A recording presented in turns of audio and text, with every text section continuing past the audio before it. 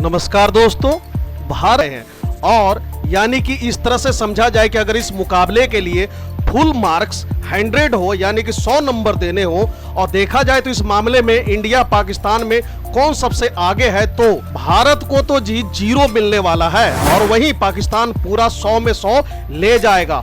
और वह मामला है टेररिज्म का, यानी कि टेररिज्म के मामले में पाकिस्तान कभी भी इंडिया को जीतने नहीं देगा। इसे भी 100% सच माना जाए और यह बात खुद पाकिस्तान, वहां के गवर्नमेंट, वहां के आर्मी भली भांति जानती है। तो इसी प्रकार से हम जो है पाकिस्तान से इस मामले में अक्सर हार जाते हैं। खैर कोई बात नहीं, वैसे भी हम किसी मामले में पाकिस्तान को अपना कंपटीटर तो मानते ही नहीं है। अब हमारा टारगेट पाकिस्तान तो दूर दूर तक ना के बराबर है। अब हम अपनी तैयारी कर रहे हैं चीन को लेकर, इसलिए हर साल बजट में थोड़ा थोड़ा ही सही लेकिन हर साल डिफेंस में बजट बढ़ाते हैं।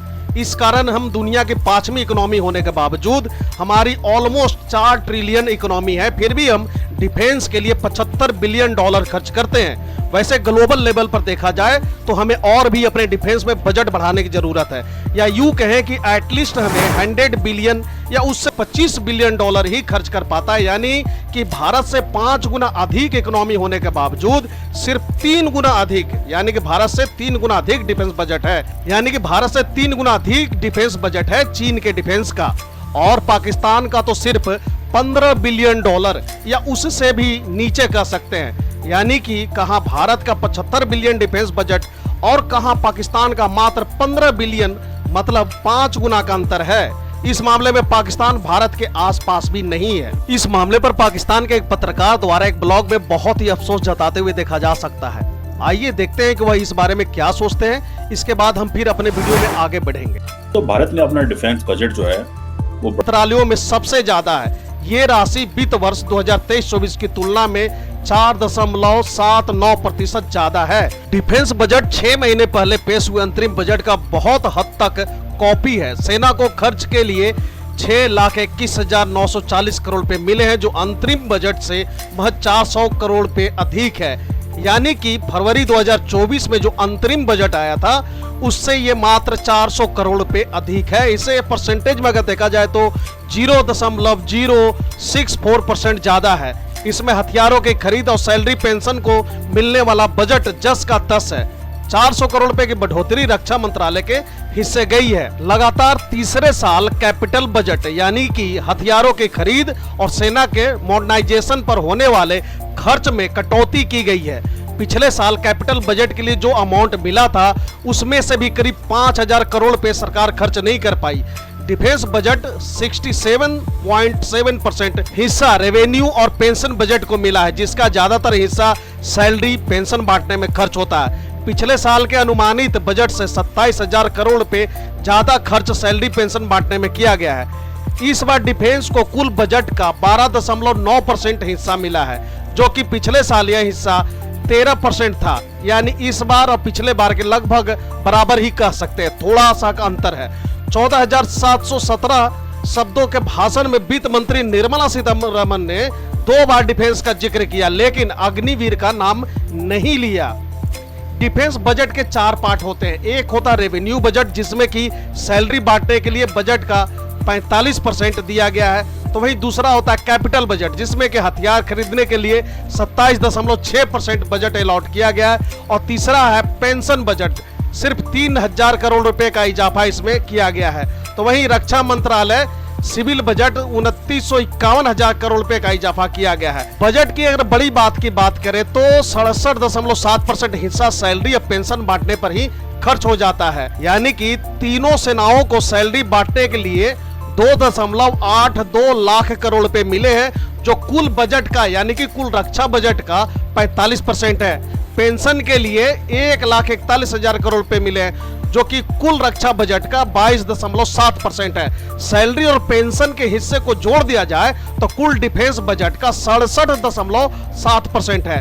पिछले साल भी सैलरी पेंशन बांटने पर 70% खर्च हुआ था। तीनों सेनाओं में सैलरी पेंशन बांटने के लिए सबसे ज्यादा आर्मी को बजट मिला है। हालांकि इस बार के बजट में तीनों सेनाओं को हथियार खरीदने के लिए कितना दिया गया है, इसका जिक्र बजट के डॉक्यूमेंट में तो नहीं किया गया है। आर्मी को सैलरी बांटने के लिए एयरफोर्स के मुकाबले 4 गुना ज्यादा बजट मिला है। 3 साल में सैलरी बजट 29% बढ़ा है।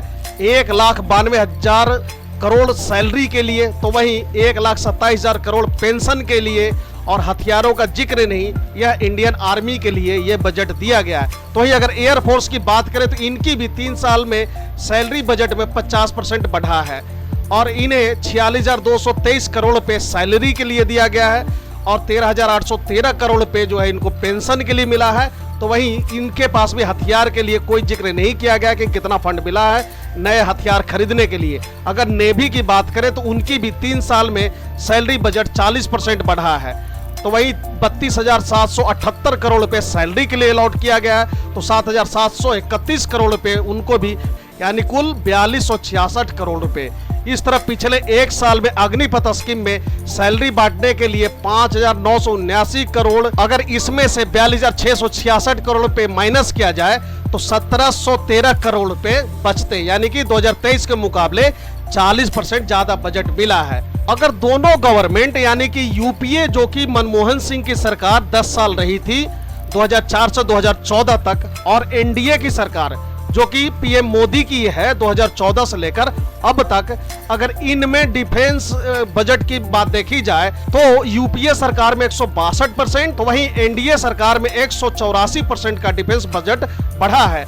मनमोहन सिंह ने 2004 में जब पहला बजट पेश किया तब डिफेंस को 77,000 करोड़ रुपए मिले थे। 2013 में मनमोहन सिंह ने आखिरी बजट पेश किया तब डिफेंस बजट 2.03 लाख करोड़ रुपए थे, यानी 10 साल में 163% का इजाफा और एवरेज ग्रोथ 16.3%। वहीं नरेंद्र मोदी ने 2014 में जब पहला बजट पेश किया तब डिफेंस को 2,18,000 करोड़ रुपए मिले थे। अब डिफेंस बजट यानी कि 6.22 लाख करोड़ रुपए है, यानी कि 11 साल में 184% की बढ़ोतरी और ग्रोथ रेट 16.72%, यानी यूपीए के मुकाबले 0.4% ज्यादा। अगर वर्ल्ड वाइड ग्लोबल लेवल पे देखा जाए कि डिफेंस पे सबसे ज्यादा खर्च करने वाला देश कोई है तो वो है अमेरिका, जो कि सबसे ज्यादा खर्च करता है डिफेंस के ऊपर। उसके बाद नंबर आता है चीन का, फिर तीसरे नंबर पे रूस और भारत का नंबर चौथा है। और भारत के बाद सऊदी अरबिया, यूके, जर्मनी, इस तरह के देश आते हैं। दुनिया भर में डिफेंस पर खर्च करने वाले टॉप 10 देशों में अमेरिका पहले नंबर पर है, भारत, चीन और रूस के बाद चौथे नंबर पर है। अमेरिका डिफेंस पर 76.5 लाख करोड़ रुपए खर्च करता है, जो भारत के मुकाबले 12 गुना ज्यादा है। दुनिया के टॉप 10 देशों के डिफेंस बजट को मिला दे तो भी अमेरिका का सेना पर खर्च सबसे ज्यादा है। हमारा पड़ोसी देश पाकिस्तान डिफेंस पर खर्च करने के मामले में 30वें पायदान पर है, यानी 30 नंबर। 30वां नंबर है पाकिस्तान का। वह डिफेंस पर 71,000 करोड़ बढ़ावा देने के लिए वित्त वर्ष 2023-24 में आईडेक्स के लिए बजटीय आवंटन 115 करोड़ रुपए से बढ़ाकर 518 करोड़ रुपए किया गया है। जी हाँ, पहले यह 115 करोड़ रुपए था जिसे कि बढ़ाकर के अब 518 करोड़ रुपए किया गया है। ये बजट समृद्ध और आत्मनिर्भर विकसित भारत की ओर बढ़ने में मदद करेगा, ऐसा रक्षा मंत्री श्री राजनाथ सिंह ने कहा है। रक्षा बजट सशस्त्र बलों को और सुदृढ़ करेगा तथा रक्षा क्षेत्र में आत्मनिर्भरता को बढ़ावा देगा। जी हाँ, आइए अब इन सब पर थोड़ा विस्तार पूर्वक चर्चा करते हैं। वित्त वर्ष 2024-25 के केंद्रीय बजट में रक्षा मंत्रालय को 6,21,940.85 करोड़ रुपए, जिसे यानी कि अगर यूएस डॉलर में देखें तो यह लगभग 75 बिलियन यूएस डॉलर आवंटित किए गए, जो सभी मंत्रालयों में सबसे अधिक है, यानी इसे सर्वाधिक कह सकते हैं। अंतरिम बजट के दौरान रक्षा मंत्रालय को किए गए आवंटन को बरकरार रखते हुए सरकार ने आईडेक्स के साथ इनोवेटिव टेक्नोलॉजी के विकास में तेजी लाने के योजना के जरिए रक्षा क्षेत्र में इनोवेशन पर 400 करोड़ रुपए का अतिरिक्त आवंटन किया है। इस योजना के माध्यम से रक्षा मंत्रालय रक्षा तकनीक संसाधनों को विकसित करने और भारतीय सेना को अभिनव एवं स्वदेशी तकनीकी समाधान प्रदान करने के लिए स्टार्टअप, एमएसएमई और इनोवेटर्स के साथ जुड़ रहा है। मौजूदा आईडेक्स दिशा निर्देशों के अनुसार पर एप्लीकेंट अधिकतम 25 करोड़ रुपए की बढ़ी हुई सीमा के साथ प्रोडक्ट डेवलपमेंट बजट का 50% तक का अनुदान दिया जाएगा। वित्त वर्ष 24-25 के लिए रक्षा मंत्रालय को हुआ आवंटन वित्त वर्ष 22-23 के आवंटन से लगभग 1 लाख करोड़ रुपए, यानी कि इसे 18.43% ज्यादा कह सकते हैं। और वित्त वर्ष 2023-24 के आवंटन से 4.79% ज्यादा है। इसमें से 27.66% हिस्सा कैपिटल एक्सपेंडिचर के लिए, तो वहीं 14.82% हिस्सा जो है वो मेंटेनेंस एंड ऑपरेशनल रेडीनेस पर राजस्व व्यय के लिए, 30.66% हिस्सा रक्षा मंत्रालय के अधीन सिविलियन ऑर्गेनाइजेशन के लिए है। ये कुल आवंटन भारत के बजट का लगभग 12.9% है। इस आवंटन का उद्देश्य डिफेंस टेक्नोलॉजी एवं विनिर्माण में आत्मनिर्भरता को बढ़ावा देना और सशस्त्र बलों को आधुनिक हथियारों या प्लेटफॉर्मों से लैस करना और युवाओं के लिए नए रोजगार के अवसर पैदा करना है। इसी कड़ी में आगे है केंद्र में सशस्त्र बलों का आधुनिकीकरण, यानी कि वास्तविक अर्थ में वित्त वर्ष 2024-25 के लिए रक्षा बलों को पूंजीगत मद में अंतर्गत बजटीय आवंटन 1.72 लाख करोड़ रुपए का है, जो वित्त वर्ष 2022-23 के वास्तविक व्यय से 20.33% ज्यादा है और वित्त वर्ष 2023-24 के संशोधित आवंटन से 9.4% ज्यादा है। आवंटन का उद्देश्य मौजूदा और बाद के वित्त वर्षों से बड़े अधिग्रहणों के जरिए बड़े क्षमता अंतराल को भरना है। ये बढ़ा हुआ बजटीय आवंटन arm force with cutting edge technology, घातक हथियार, लड़ाकू विमान, जहाज, पनडुब्बियां, platform, unmanned aerial vehicle, drones, special vehicle आदि से लैस करने के उद्देश्य से होने वाले पूंजी अधिग्रहणों पर एनुअल कैश एक्सपेंडिचर की जरूरत को पूरा करेगा।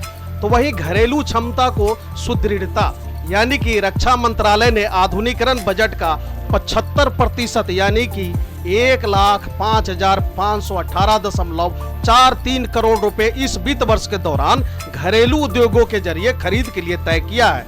इसका सकल घरेलू उत्पाद, रोजगार सृजन और पूंजी निर्माण पर कई गुना प्रभाव पड़ेगा, जिससे अर्थव्यवस्था को प्रोत्साहन मिलेगा। तो वहीं जीविका और परिचालन तत्परता के लिए बढ़ा हुआ आवंटन, जी हां, परिचालन तत्परता के लिए निरंतर ऊंचा आवंटन सशस्त्र बलों का मनोबल ऊंचा करता है, जिसका एकमात्र उद्देश्य उन्हें हर समय युद्ध के लिए तैयार रखना है। सरकार ने इस मद में चालू वित्त वर्ष के दौरान 92,088 करोड़ रुपए आवंटित किए हैं, जो वित्त वर्ष 2022-23 के बजटीय आवंटन से 48% ज्यादा है। इसका उद्देश्य विमान और जहाजों सहित सभी प्लेटफॉर्मों को सर्वोत्तम रखरखाव, सुविधाएं और सहायता प्रणाली देना है। ये गोला बारूद की खरीद की सुविधा प्रदान करेगा, सुरक्षा स्थिति के अनुरूप संसाधनों और कर्मियों की मोबिलिटी और किसी भी अप्रत्याशित स्थिति के लिए अग्रिम क्षेत्रों में तैनाती को मजबूत करेगा।